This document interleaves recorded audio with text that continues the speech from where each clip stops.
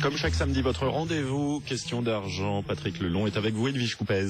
Bonjour Patrick Lelon. Bonjour Edwige. Nous parlons ce samedi de la Silver Economy. Un salon se tient en ce moment à Paris, porte de Versailles. Tout d'abord Patrick, c'est quoi la Silver Economy ?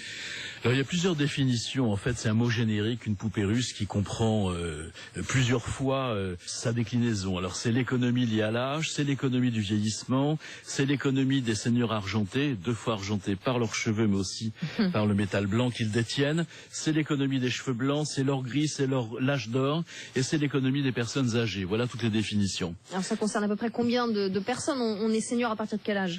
Alors on l'est à partir de 50 ans, mais on est un jeune senior, on appelle ça un baby boomer encore.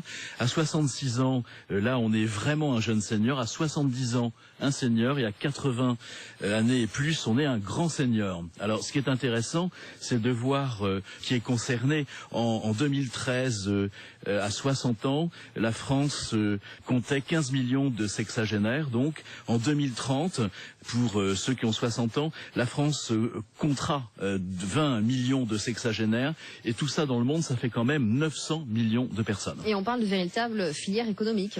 Oui, tout à fait. C'est pas uniquement un gadget, loin de là.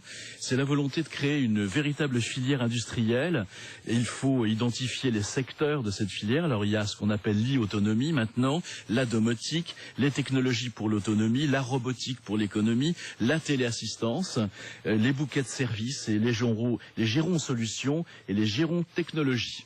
Quels sont les enjeux et les défis ?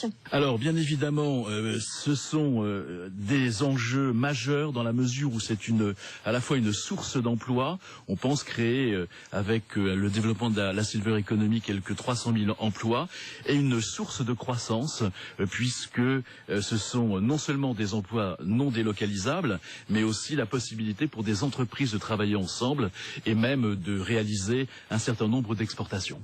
Patrick Lelon avec Edwige Coupez. France Info, 12h16.